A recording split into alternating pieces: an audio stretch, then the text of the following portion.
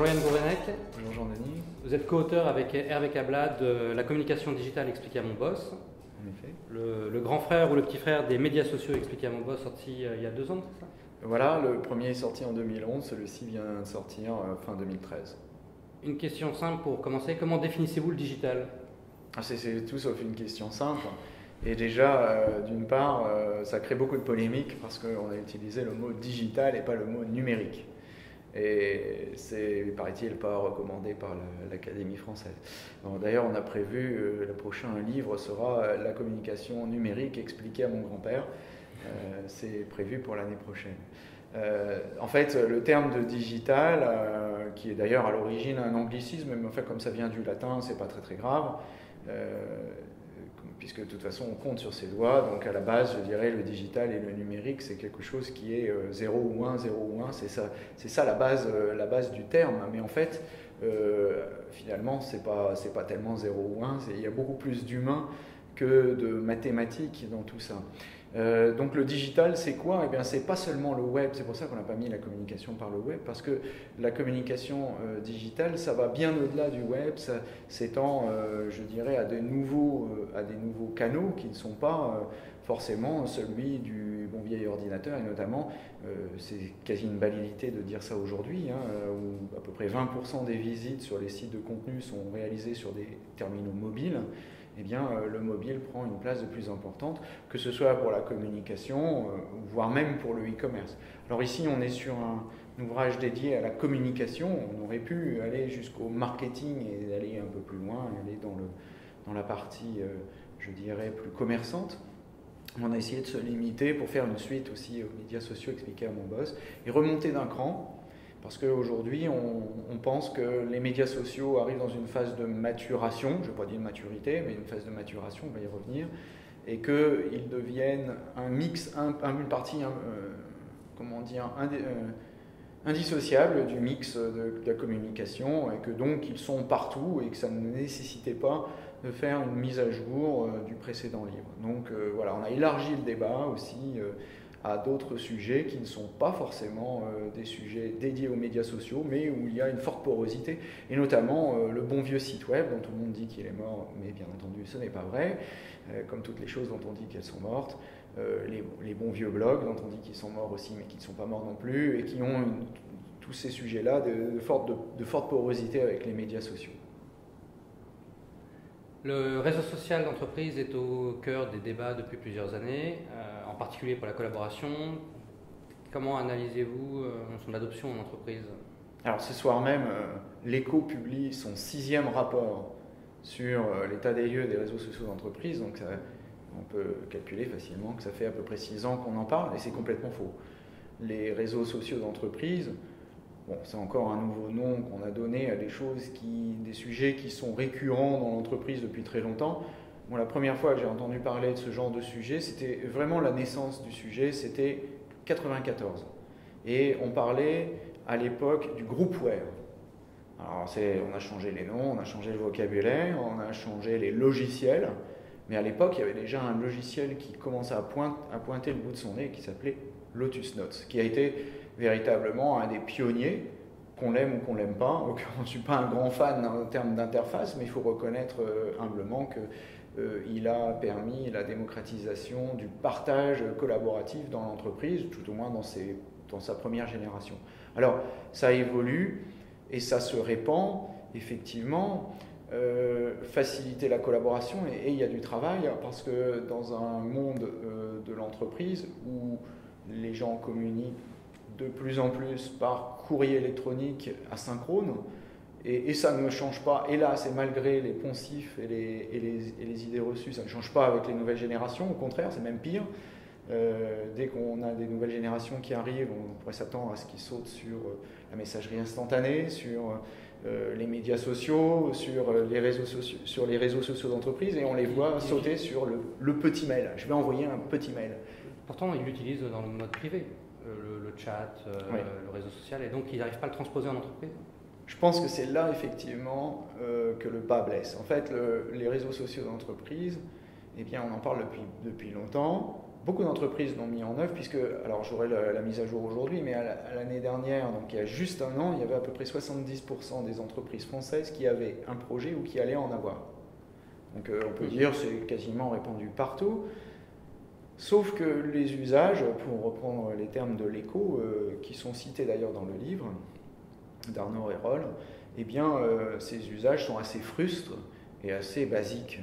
Et surtout, ce qu'on voit, c'est qu'ils sont assez loin du métier, c'est-à-dire que pour finalement faciliter la collaboration, eh bien, on s'éloigne un peu des objectifs premiers de l'entreprise. C'est plus facile de parler du club de photo sur le réseau social de l'entreprise, ça marche très très bien, que de parler de travailler ensemble pour faire une proposition ou pour améliorer le service client ou faire des choses comme ça. Et donc c'est là que le bas blesse. Alors ce qu'on voit sur le marché, et c'est le point que j'ai dressé avec Björn Nagelmann, qui est l'organisateur de Enterprise 2.0 Summit qui a lieu 10-14 février à Paris.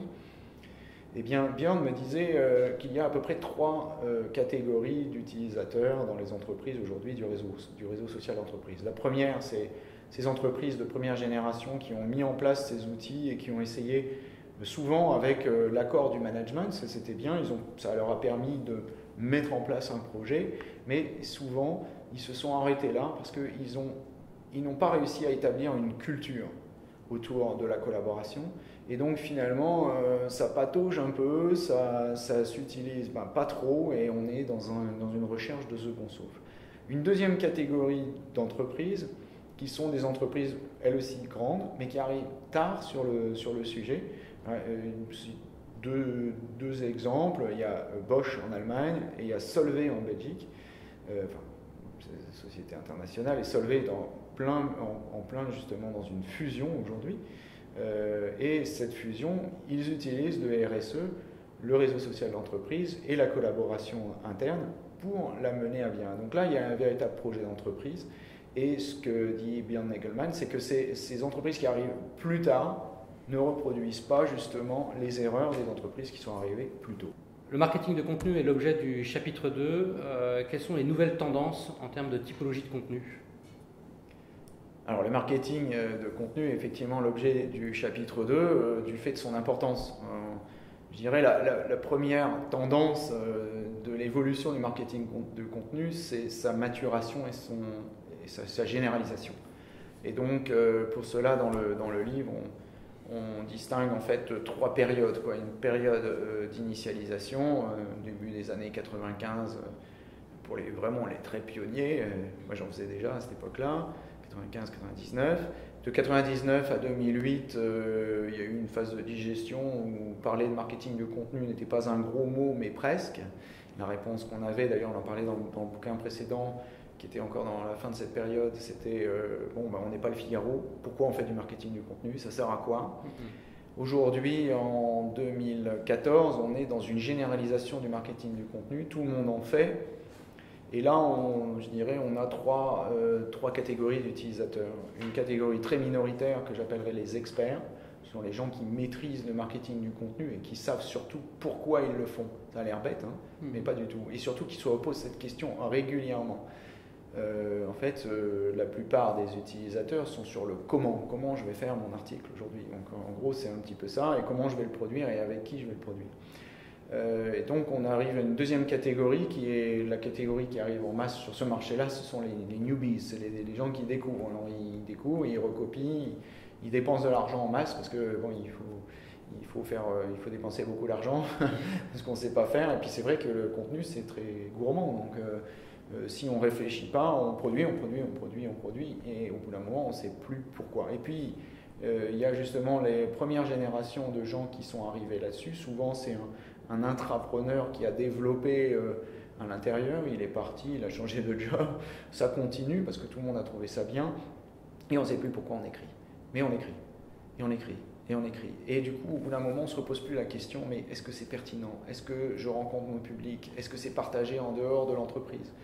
Et là, on voit, je dirais, des démarches un peu perverses de choses qui sont très bonnes à la base, comme les ambassadeurs de l'entreprise, où tout le monde retweet tout le monde, ce qui est sympathique et dynamique, mais sauf que quand il n'y a plus que l'entreprise qui retweet l'entreprise, mais finalement on arrive à faire l'intranet sur un blog, ça n'a plus d'intérêt. Donc il faut se reposer cette question-là. Je pense que le véritable enjeu pour répondre à la question, c'est moins de savoir quel est le type de contenu qui est produit.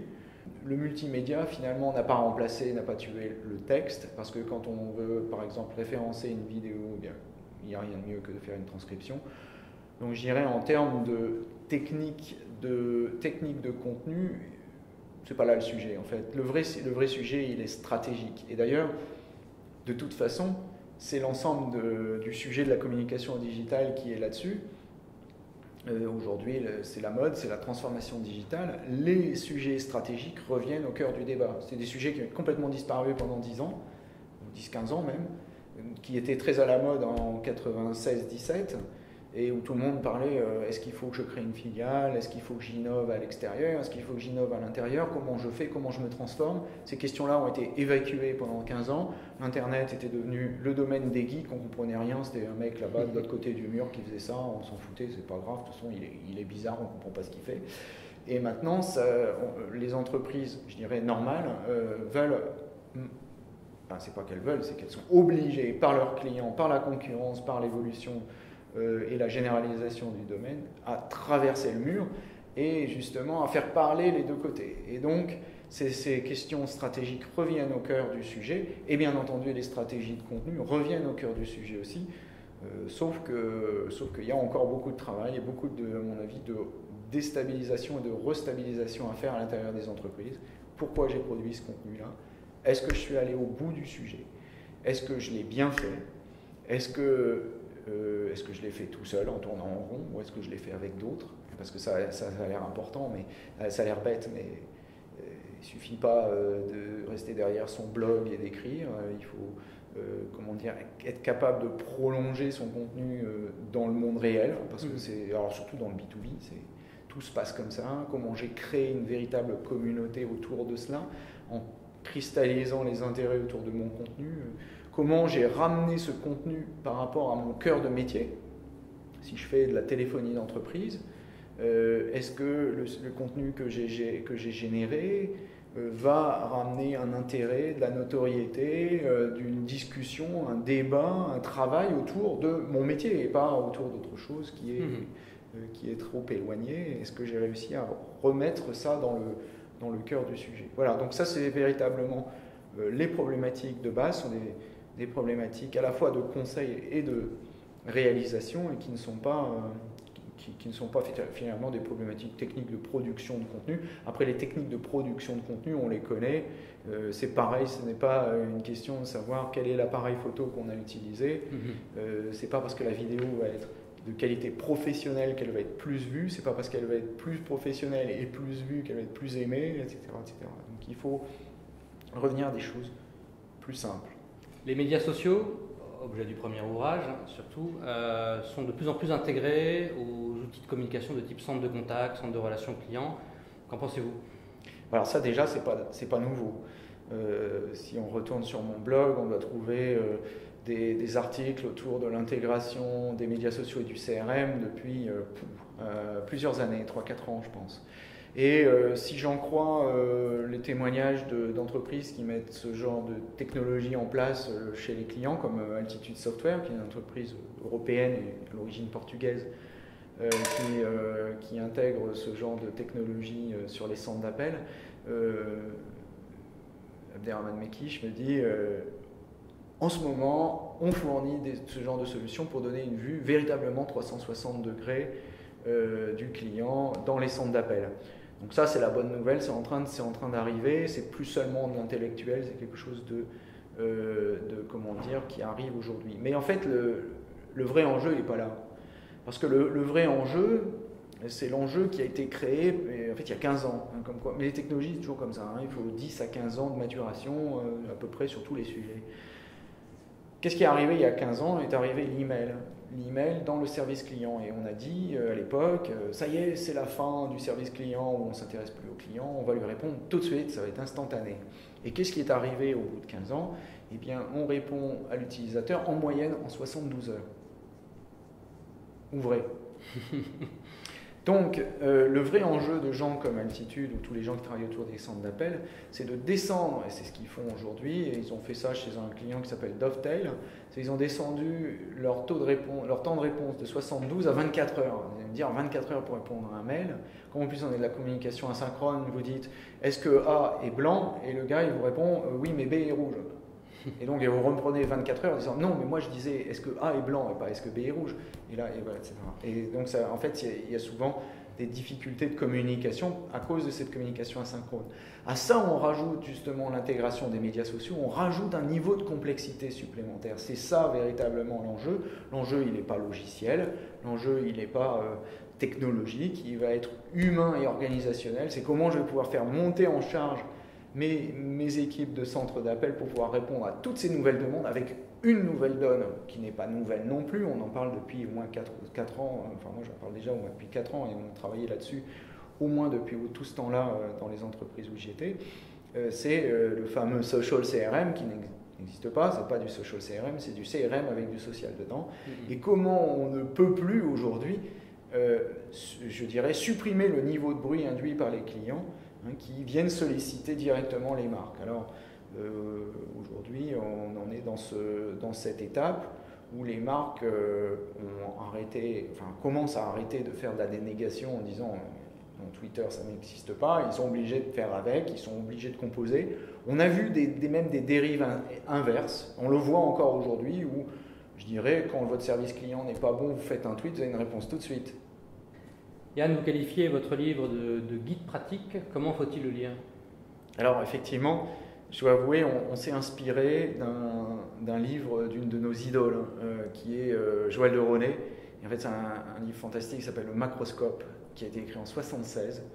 Et on le lit encore aujourd'hui, quasiment 40 ans plus tard. Et il est toujours aussi frais, il est toujours aussi bon, il est fantastique ce bouquin. Il avait une caractéristique, c'est que Joël de Ronet expliquait que le bouquin était conçu pour pouvoir le lire n'importe comment. Vous pouvez le lire chapitre par chapitre, dans n'importe quel ordre, ou du début à la fin. Eh bien, on a trouvé l'idée tellement bonne qu'on l'a répliquée. Et quand j'ai vu Joël de Ronet, d'ailleurs l'année dernière, je lui ai dit qu'on avait utilisé cette technique parce que c'est quelque chose qu'on trouvait vraiment fantastique. Et je pense qu'on a bien réussi parce qu'à chaque fois que j'ai des retours sur le livre, on me dit bah oui c'est bien, on peut lire dans n'importe quel sens, on peut le lire à notre rythme, on peut le lire comme on veut et on n'est pas obligé, bien qu'il fasse près de 400 pages, on n'est pas obligé de tout lire dans l'ordre pour comprendre de quoi il s'agit.